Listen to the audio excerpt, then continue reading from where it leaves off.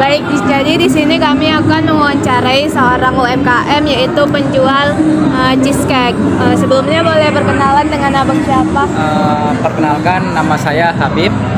Saya menjual caramel cheesecake di Car Free Day. Mungkin bisa sedikit diceritakan bang bagaimana awal mula abang membuka usaha caramel cheesecake ini? Untuk awal mulanya, sebenarnya yang pertama kali itu kami survei dulu di tempat ini, nanya apakah bayar atau tidak, kayak mana sistem untuk mengambil tempatnya, gitu. Nah, sebenarnya juga ini sebagai coba-coba gitu, sebagai sampingan gitu.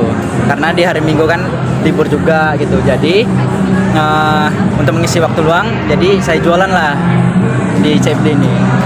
Ya, ini kan sebenarnya banyak kan bang ide inspirasi jualan yang lain. Kenapa abang lebih memilih jualan caramel cheesecake ini daripada yang lainnya gitu?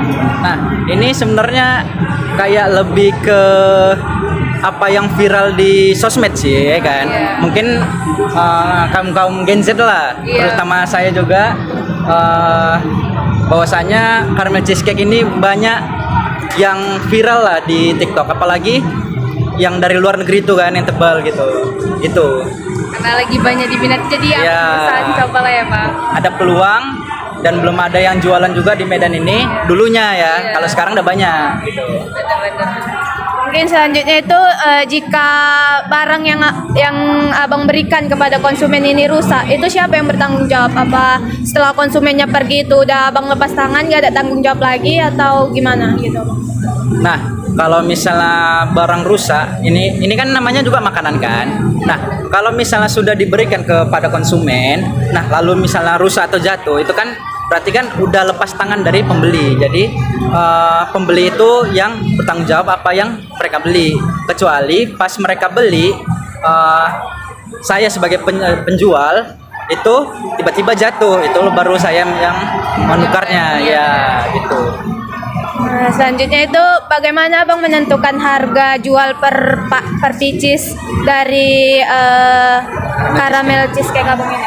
Nah, untuk menjual harganya per piecesnya itu, yang pertama kita hitung dulu HPP-nya, dari modalnya, alat-alatnya berapa ya kan. Nah, setelah itu kita lihat dulu pasaran ini berapa harganya gitu. Jadi kita mengikuti pasaran supaya harga pasar pun nggak mati gitu. Nah, jadi kan bang, sebelum misalkan ada pembeli nih, nah apa sebelum pembeli itu membeli itu abang menjelaskan dulu berapa harganya satu porsi itu berapa gitu bang? Nah, ini kan tergantung siapa sih pembelinya gitu. Kalau misalnya pembeli yang bertanya, apa nih caramel cheesecake gitu, ini apa aja bahannya, barulah saya menjelaskan bahan-bahannya gitu. Kecuali kalau misalnya pembelinya langsung, ya udah nggak usah dijelasin gitu, tergantung pembelinya. Nah, dan untuk harganya itu berapa? Untuk harganya caramel cheesecake ini per slice-nya itu 15.000. Nah, kalau ada barang yang nggak sesuai nih bang sama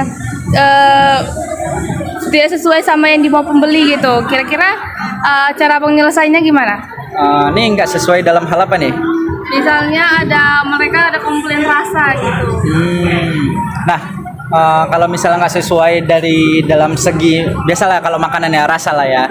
Nah, kalau misalnya rasanya nggak sesuai, mungkin di setiap makanan ini beda-beda nih rasanya. Mungkin yang di sini kayak gini di sini. Nah, kalau misalnya ada komplain, itu sebagai masukan lah sebagai kami gitu, kritikan untuk selanjutnya di penjualan selanjutnya itu kami kembangkan lagi, dievaluasi lagi gitu. Nah, saya mau bertanya nih bang, menurut abang gimana sih transaksi yang adil antara penjual dan pembeli ini? Transaksi Yang adil. yang adil. Menurut saya kalau misalnya transaksi yang adil, di mana ada barang penjual dan pembeli yang memberi dalam sejumlah uang lah misalnya, atau misalnya ditransfer itu dengan intinya ada barang, ada uang, maka terjadilah akad di situ. Gitu.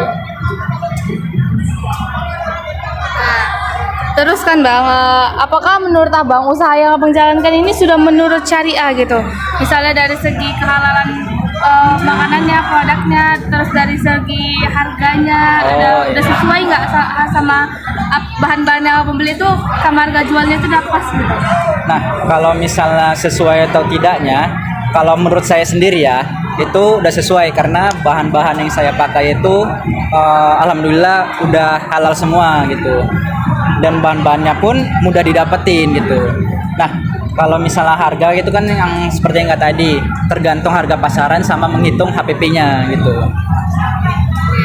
Nah, yang terakhir nih bang, Ya. apa kesulitan terbesar abang atau selama menjalani usaha ini udah ada kesulitan yang benar-benar, wah ini paling sulit sih usaha ini gitu bang?